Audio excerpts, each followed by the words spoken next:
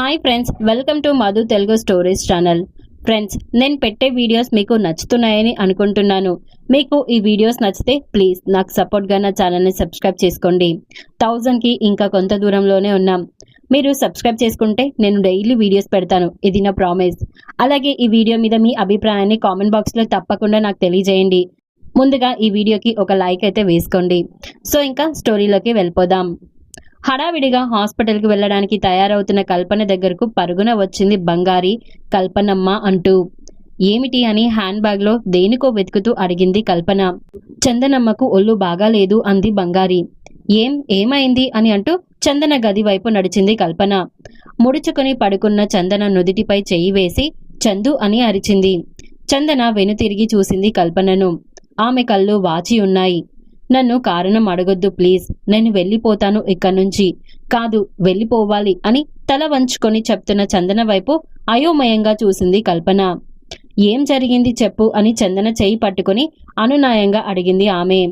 ఒక ఉదుటున బాత్రూమ్ దగ్గర ఉన్న వాష్ బేసిన్ దగ్గరకు పరుగున తీసి వాంతి చేసుకొని వచ్చింది చందన. చందన అని ఎదురుగా నిలబడి గడ్డం పుచ్చుకు పైకెత్తుతూ ఆమె కళ్ళలోకి చూసింది. సమాధానం చందన కళ్ళల్లోనే చదువుకుంది కల్పన. మై గాడ్ అని అంటూ సోఫాలో కూలబడింది కల్పన. ఆమెకు చెప్పలేనంత నీరసం ఆవహించింది. ఏం మాట్లాడాలో ఏం చేయాలో అర్థం కాలేదు. బంగారి అని హీన స్వరంతో పిలిచింది.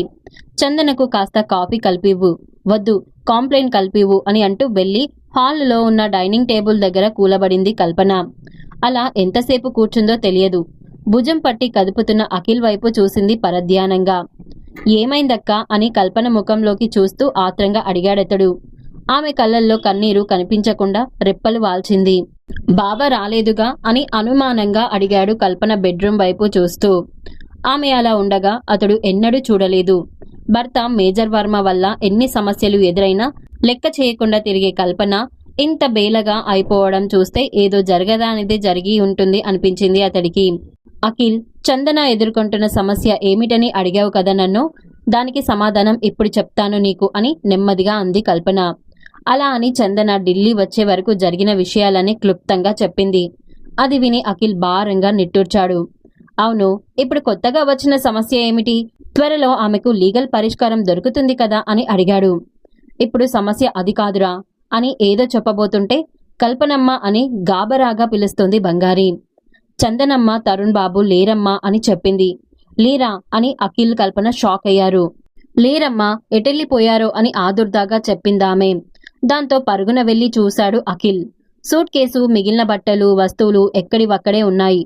వాళ్ళిద్దరూ ఇంత పొద్దుటే ఎక్కడికి వెళ్ళుంటారు అని ఆలోచిస్తున్నాడు. అసలేం జరిగింది అని సీరియస్ గా అడిగాడు. ఆ మాటకి తల వంచుకుంది కల్పన. ఆవిడకి ఉన్నట్టుండి చెప్పకుండా వెళ్ళవలసిన సమస్య ఏమిటట అని విసుగ్గా అడిగాడు అఖిల్. దాంతో కల్పన కళ్ళు చెమర్చాయి.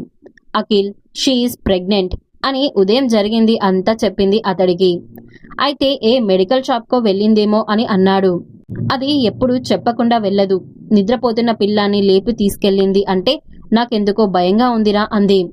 దాంతో కారు తాళాలు తీసుకుని కిందకు పరిగెత్తాడు అఖిల్. మీ బంధువులు బయటకు వెళ్లారు అని చెప్పాడు పక్కింటి ముసలాయన.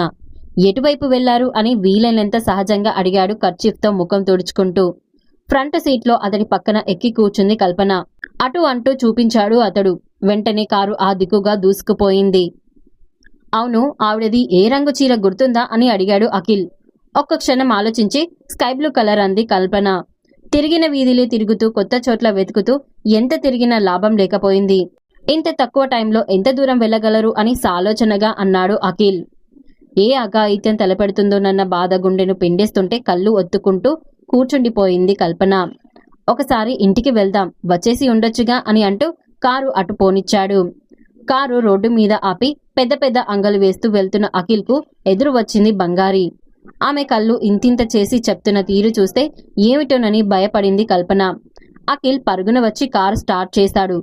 అఖిల్, ఏమైంది? బంగారి ఏమని చెప్పింది అని ఆదుర్దాగా అడిగింది కల్పన. తరుణ్ ఫోన్ చేశాడు. వాడికి ఉన్న చోటు పేరు తెలియదు, ఏదో ఆనవాళ్ళు చెప్పాడు అని అన్నాడు. ఏమని చెప్పాడు?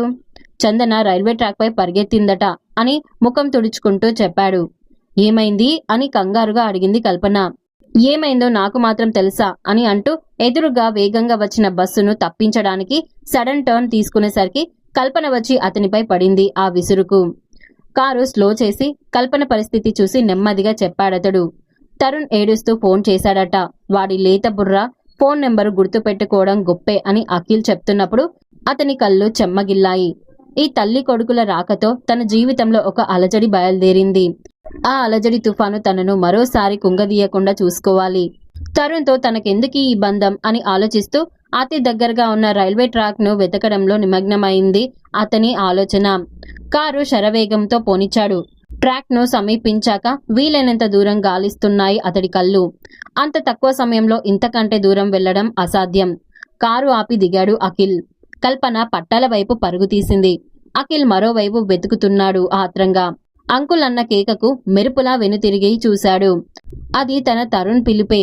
అది ఒక టీ దుకాణం. అక్కడ చాలా మంది గుంపులుగా నిలబడి ఉన్నారు. తరుణ్ పరుగున తన వైపే వస్తున్నాడు. వేగంగా అటు కదిలాడు అఖిల్. పరుగున వచ్చి అతడిని చుట్టేశాడు తరుణ్. అంకుల్ అంకుల్ అని అనటం తప్ప వెక్కిల మధ్య మాట్లాడలేకపోతున్న వాడిని గుండెకు హత్తుకున్నాడు అఖిల్. అతడికి కళ్ళు నిండి నోట మాట రాలేదు. తరుణ్ ఎడారిలా ఉన్న అతడి మనసులో రాగం పలికించాడు. రాతి పలకలా మారిన గుండెను తన బుల్లి ప్రేమతో తట్టి మెత్తపరిచాడు. అతడిలో ఒక స్పందన. అనుకోని ఈ సంఘటనతో అతడి మనసు తీవ్రమైన ఒత్తిడికి లోనైంది. తేరుకొని నెమ్మదిగా మమ్మీ ఎక్కడా అని అడిగాడు.